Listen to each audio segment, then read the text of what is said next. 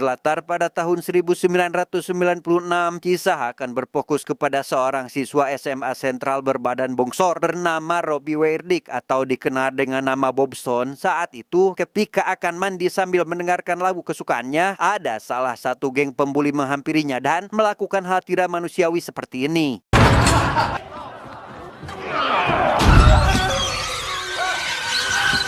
Betapa malunya Bob ketika dia dilempar ke tengah-tengah acara apresiasi peringatan siswa berprestasi, di mana seorang murid berprestasi bernama Calvin Joyner langsung menghampiri Bob dan membantunya, meski saat itu dia sedang memberikan sambutan di acara tersebut.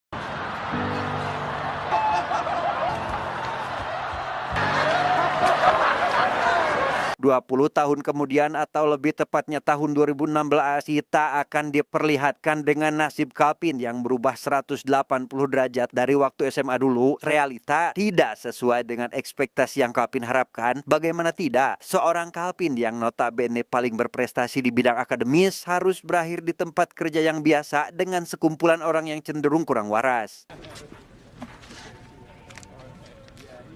Setiap hari, Calvin selalu dibuat risih oleh rekan kerjanya sendiri, apalagi oleh seorang pria bernama Samsul, yang di dalam kehidupan kerjanya, ia selalu membuat Calvin rarungsing. Bahkan di suatu momen, Samsul mengajak Calvin makan-makan untuk merayakan kenaikan pangkat mantan asisten Calvin sendiri, sehingga Calvin yang tidak ingin hadir pun beralibi jika nanti ia akan makan siang bersama istri tercintanya.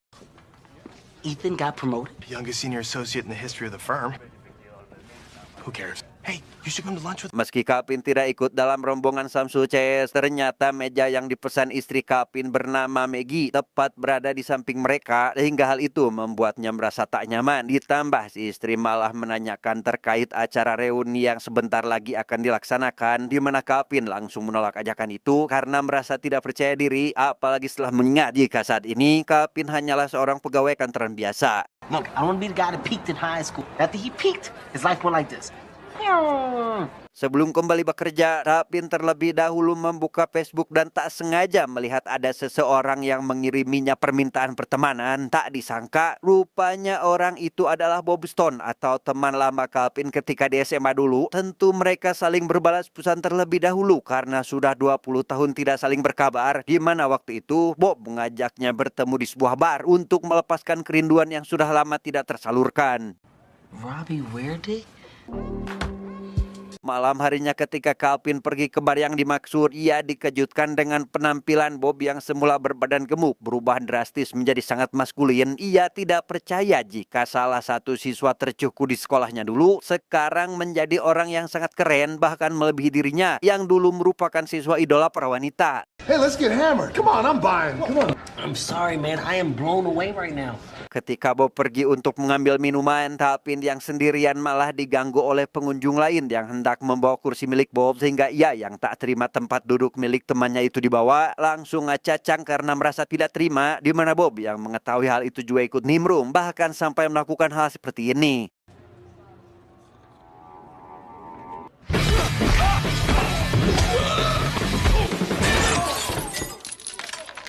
Bob yang merasa senang atas perkataan Calvin langsung mengajaknya pergi ke SMA Sentral agar mereka bisa sedikit bernostalgia. Yang sesampainya di sana, Bob seketika berhenti saat melewati ruang ganti pria, yang mana Bob sedikit teringat akan kejadian memalukan yang menghantuinya sampai saat ini.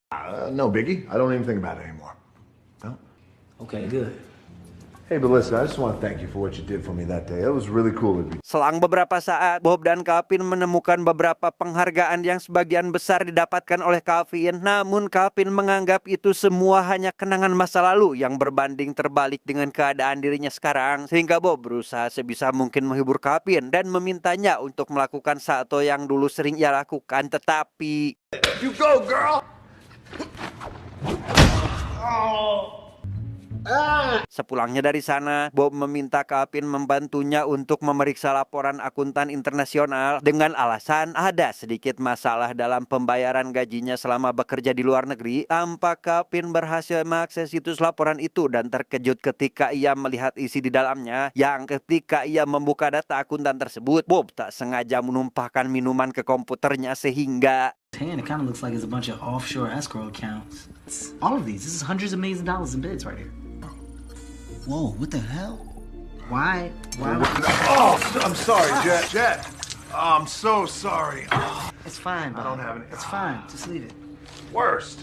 Keesokan harinya, Calvin dikejutkan dengan pemandangan ruang tamu yang berantakan setelah Bob ikut menginap di rumahnya. Namun tak lama, ia dihampiri oleh beberapa anggota CIA yang dipimpin oleh agen Pamela Harris yang tanpa sepengetahuan Calvin, rupanya Bob merupakan seorang buron yang dianggap akan menjual data rahasia negara. Hello.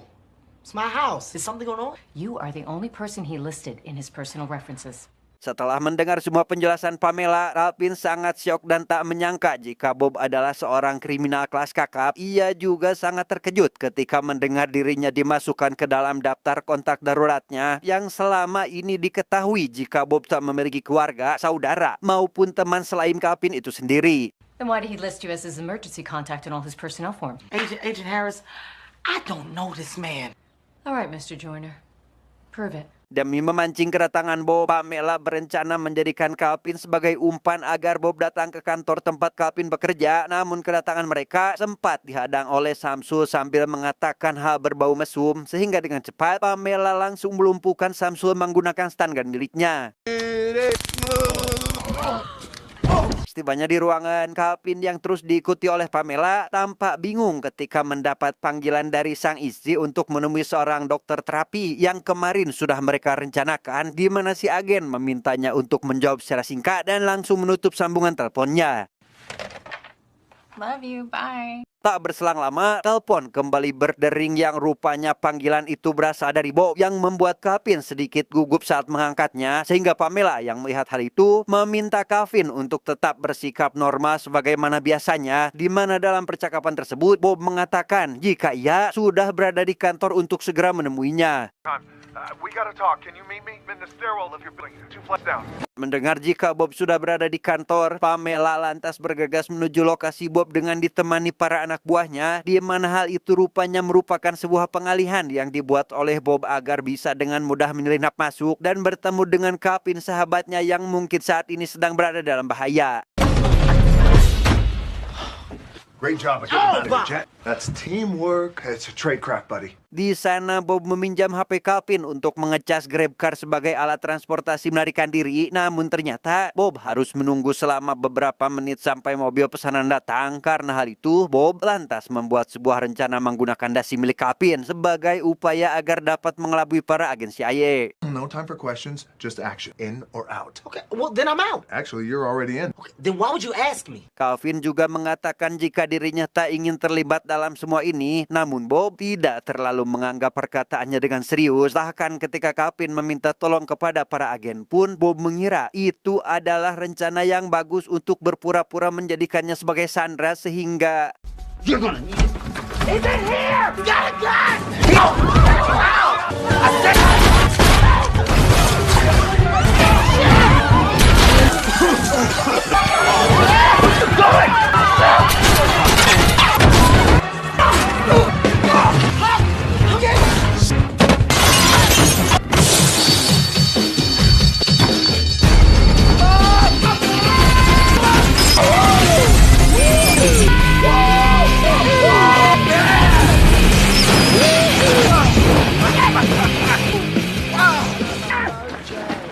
Setelah berhasil selamat, Bob dan Calvin segera pergi dari sana menggunakan mobil Grab yang dipesannya tadi. Yang dalam perjalanannya itu, Bob menjelaskan jika 3 minggu lalu ada seorang musuh negara bernama Black Badger atau Luak Hitam mencuri kunci seluruh program satelit mata-mata Amerika yang akan dijual pada situs lelang. Dan jika program itu berhasil terjual, seluruh keamanan Amerika akan sangat lemah terhadap serangan teroris. Sehingga itulah alasan mengapa Bob datang ke rumah Calvin untuk mengetahui lokasi si pembeli sekaligus menangkap sosok si Luak Hitam ini. That way, we can get the Black Badger. Oh! Oh! Mendengar Calvin yang terus merengek meminta untuk diturunkan, Bob lantas menepi dan masuk ke gedung terbengkalai, di mana Calvin yang sudah muak dengan semua ini meminta Bob untuk mengantarnya pulang. Namun Bob malah mengatakan jika hal itu sia-sia sebelum mereka berhasil menuntaskan kasus ini.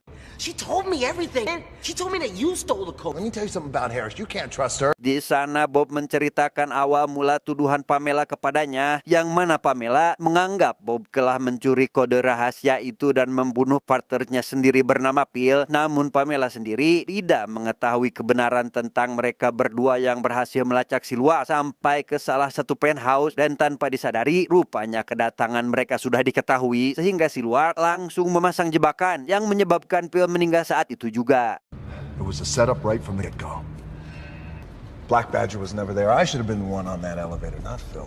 Meski sudah mengetahui tuduhan yang dilayangkan Pamela terhadap Bob salah, Calvin telah merengek meminta Bob untuk mengantarkannya pulang. Namun ketika Bob menjelaskan kepada Calvin tentang bagaimana situasi mereka saat ini, tiba-tiba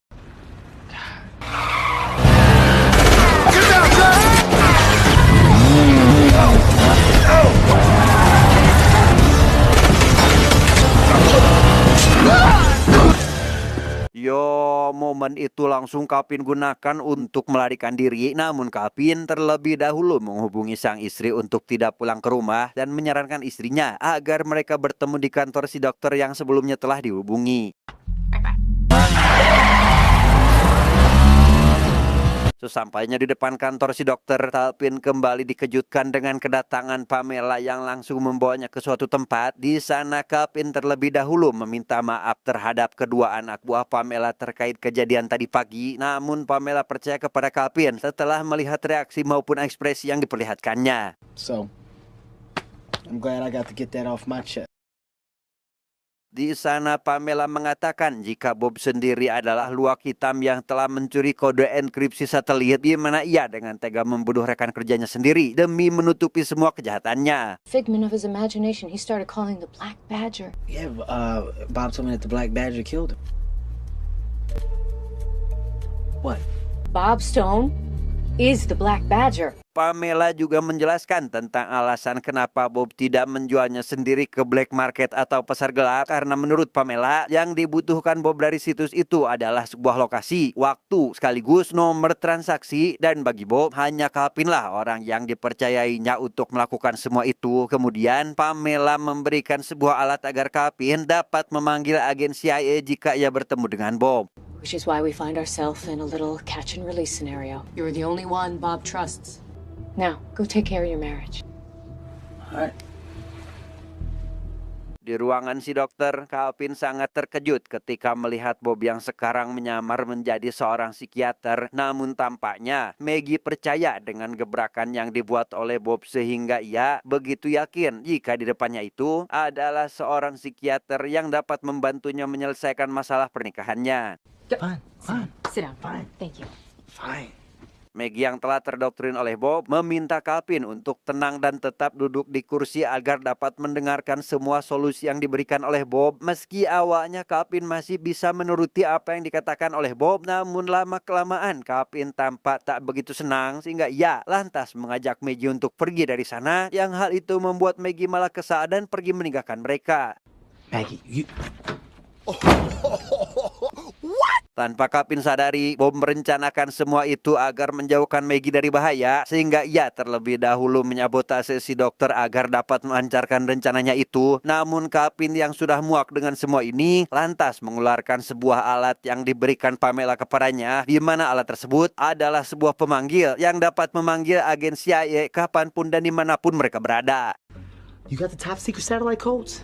Of course not, dude. Hey, come on. Of course I don't have the code. Sebelum Calvin menggunakan alat tersebut, Bob memberikan penjelasan terkait dirinya yang tidak mempunyai kode yang selama ini Pamela cari. Alasan kenapa Bob melakukan semua ini karena Bob sangat membutuhkan kemampuan Calvin demi mendapatkan nomor transaksi pelelangan yang akan menunjukkan lokasinya, sehingga mereka dapat menangkap semua orang yang terlibat dalam aksi kejahatan ini.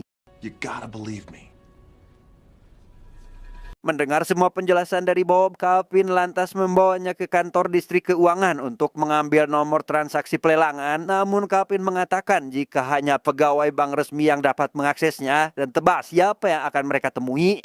Robbie Weirdick and Calvin, the Golden Jet Joiner in my office? Who would have thought it? Not me.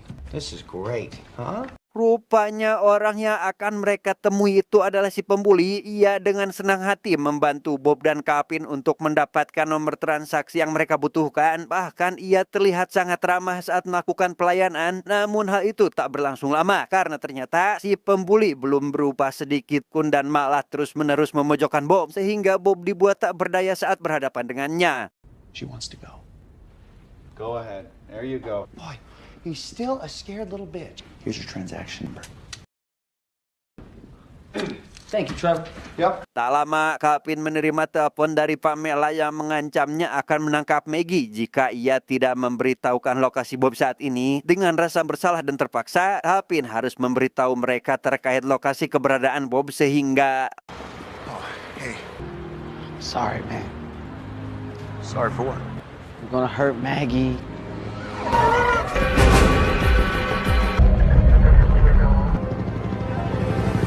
Berlokasi di markas agen rahasia CIA, Bob diinterogasi oleh Pamela mengenai kode enkripsi satelit yang dimilikinya. Namun Bob tidak berkata apapun sehingga Pamela berniat untuk melakukannya secara kasar agar Bob mengatakan tentang kode yang Pamela maksud. Di sisi lain, Calvin merasa bersalah karena telah memberikan laporan kepada Pamela yang menyebabkan Bob berhasil ditangkap dan diinterogasi, sehingga ia berinisiatif untuk membebaskan Bob dengan memancing para penjaga menggunakan sebuah pisang dan...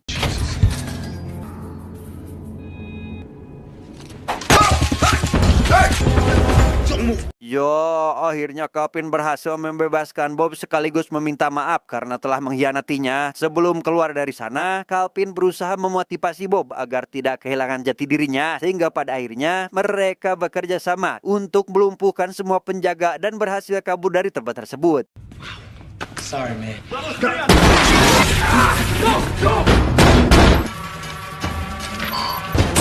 Which car are we taking? Here we go, Jet. Setelah berhasil kabur dari markas CIA, Bob meminta Calvin untuk menemukan lokasi penjahatnya menggunakan nomor transaksi yang didapatkan dari si pembuli yang rupanya itu bukanlah kode transaksi biasa melainkan garis bujur dan lintang lokasi transaksi tersebut. Dan setelah ditelusuri, ternyata transaksi itu akan terjadi di Boston sehingga mereka harus dengan cepat menemukan sebuah pesawat untuk bisa pergi dari sana. We're gonna need a plane.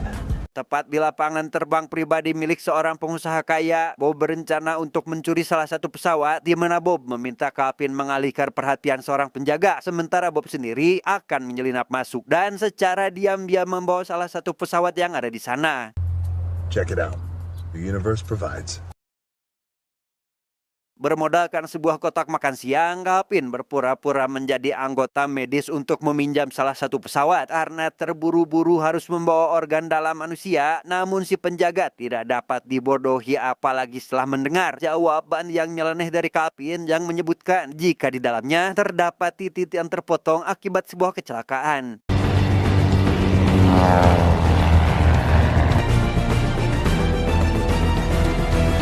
Sesampainya di lokasi, Calvin berpendapat jika koordinat yang ditentukan tidak sesuai karena menurutnya si luwak hitam tidak mungkin bertransaksi di tempat terbuka seperti itu. Namun tak lama, Calvin menemukan tempat parkir bawah tanah yang diduga di sanalah transaksi itu akan terjadi.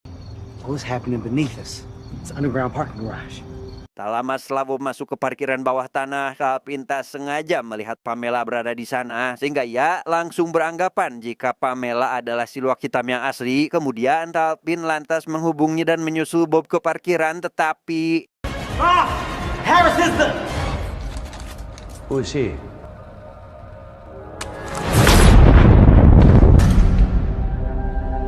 di momen itu muncul sosok Phil, partner Bob yang diduga telah mati 3 minggu yang lalu. Yang di sana Phil mengatakan jika ia adalah luwak hitam yang sebenarnya. Rupanya apa yang dilakukan Bob barusan adalah rencana untuk memancing keluar si luwak hitam agar Bob dapat mengetahui siapa sebenarnya sosok tersebut.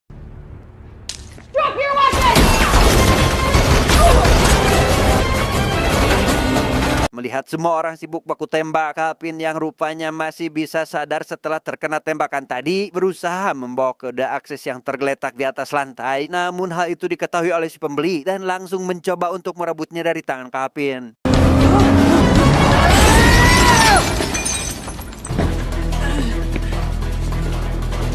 Setelah berhasil membawa kabur kode tersebut, tampak Calvin sangat kebingungan ketika harus mempercayai salah satu pihak, di mana Calvin masih berpikir jika Bob adalah seorang pengkhianat karena tega menembaknya. Sementara di sisi lain, Phil yang ternyata bisa menyusulnya terus membuat Calvin merasa ragu sehingga I'm gonna cut the line right now, so ain't gonna be no shoot.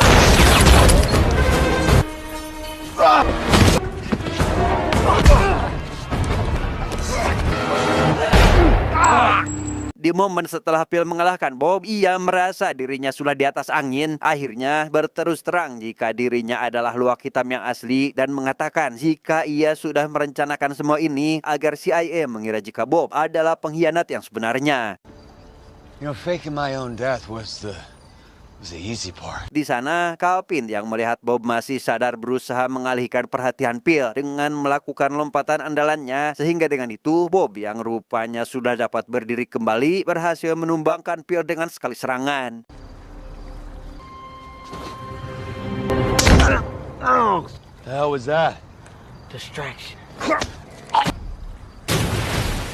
Merasa jika masih ada waktu, Bob lantas mengajak Calvin untuk pergi ke acara reuni sekolah. Namun sebelum itu, Pamela terlebih dahulu meminta maaf karena telah menganggapnya sebagai pengkhianat. Selain itu, Pamela yang melihat kemampuan Calvin tadi lantas memberikan tawaran agar Calvin dapat bergabung di CIA. If you ever want a career change, you give me a call. Akhirnya Bob dan Calvin menghadiri acara reuni sekolah. Meskipun Bob merasa trauma dengan kejadian 20 tahun yang lalu, namun tanpa diduga Bob dinobatkan sebagai raja alumni berkat Calvin yang berhasil meretas sistem pemungutan suara di Facebook, di mana hal itu membuat salah seorang alumni yang tak lain adalah si pembuli tidak setuju dengan hasil voting tersebut sehingga Robbie made good. Just get out the way, Trevor. Still a scared little bitch. I don't like bullies. saat memberikan sambutan, Bob tampak masih merasa canggung dengan penghargaan yang didapatkannya saat ini. Sementara dulu, ia bukanlah siapa-siapa, melainkan seorang pecundang yang telanjang di depan mereka semua. Namun dengan perlahan, ia mampu mengatasinya dan berhasil melawan rasa trauma yang dialaminya itu.